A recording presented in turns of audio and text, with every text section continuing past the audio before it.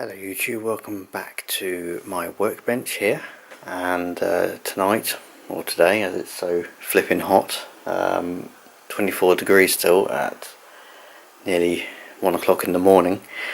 Tonight we're going to look at some more coupling converters or NEM pockets. Many thanks to the person that's loaned me his wagon here. This is a Hornby Seacow wagon. And if you've got sets of these, this may be of interest to you.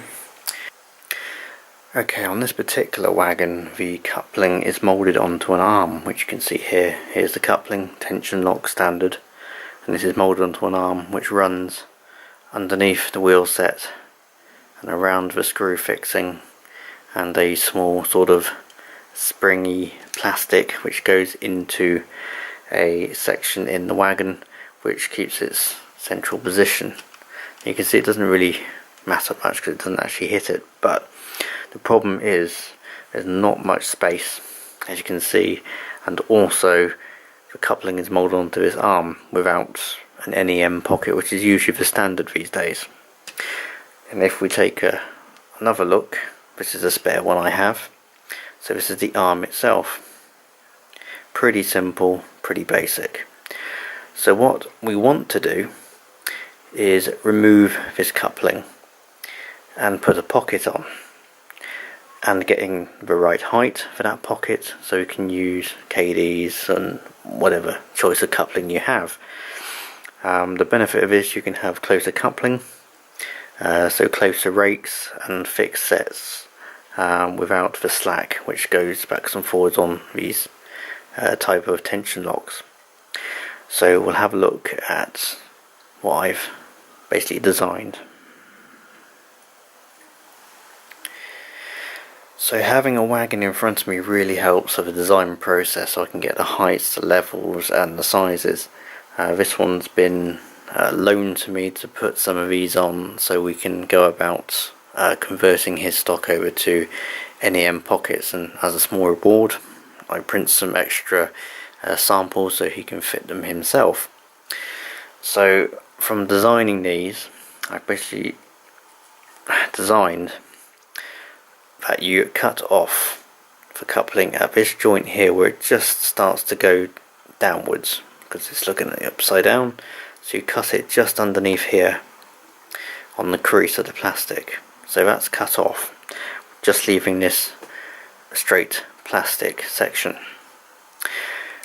These are the pockets I've designed. As you can see, a straight piece of plastic fits into this slight recess, and you may be wondering why I've got a slight indentation on the front of the pockets.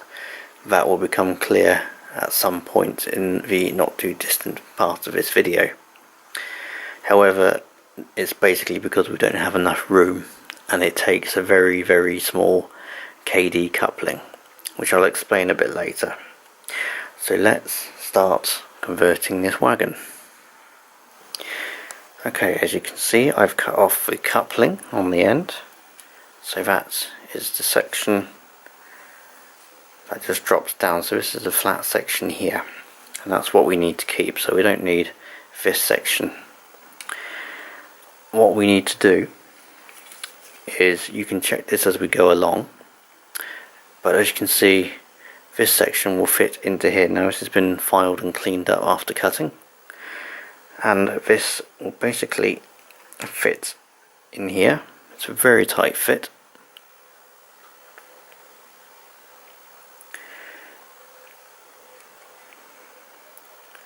Make sure it's nice, flat and level.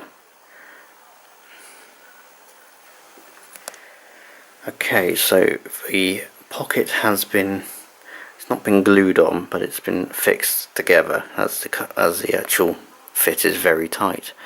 So I haven't glued it in, but you can see that's how it fits and that's how it sits. Now, as I mentioned, there's a small indentation, as you can see on the entrance of this pocket. As I mentioned, the space is very, very limited. So if you're using KDs, 17s is what you need, and the problem is these are quite so short that the riveted part which allows for coupling to to swing, so it uncouples like this, gets a bit lodged and locked in position on a standard coupling pocket, so hence the small cutout to allow this to move on its axis so you can uncouple as well. Now what I'm going to do is, as I advise to everybody, is test fit as you go along, and if you have a coupling height gauge from KD, even better.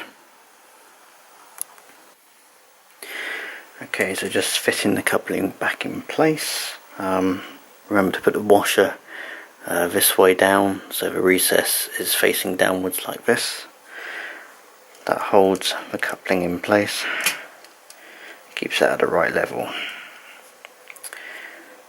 You can take the coupling and bogie off with a simple Phillips screwdriver,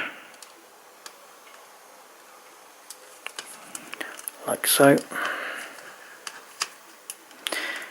It's reasonably tight, and then that is the coupling reinstalled. Okay, the final test. Have we got it at the right level? Does it look good? Does it couple up? So we've got the KD pocket gauge on the left and our wagon on the right. So let's have a look.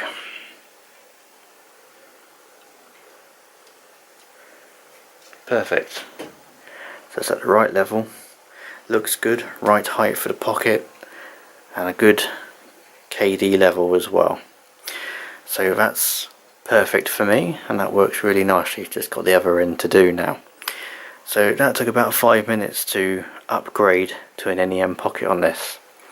So simple, take the bogie off, remember to rotate the coupling arm to take it out of the small pocket it's got at the end, cut the coupling off at the marker I said to, file it down a little bit, make sure it's nice and clean, get your pocket, make sure it's at the right height, clean it up a little bit, you can paint it if you wish, a small amount of super glue in the recess where the arm sits, and then simply put it back together in reverse. It's a little bit fiddly because the pocket's slightly bigger. Put it all together, put your KD in, and off we go. For this wagon I recommend KD 17s, which is the NEM type, and the right length for this particular wagon. It lines up with the buffer heads and it works nicely. If you're interested, drop me a comment below, or if you're really interested, go into the description of this video. There's a link to my Facebook page, Vectis Models, and you can see a selection of coupling converters for Bachmann mainline, Cambrian kits, Parkside kits, Pico kits, Lima, and Dapol, Airfix, etc. So got quite a few available now. There's still a few more to come, including the Bachmann bogies, which should be out in July. But if you're interested in this one, drop me a message if you're interested, and we can see if we can get these going and be made available to you at the earliest time I can possibly make some. Hope you've enjoyed this video. Keep on modelling, stay safe, and hope this helps.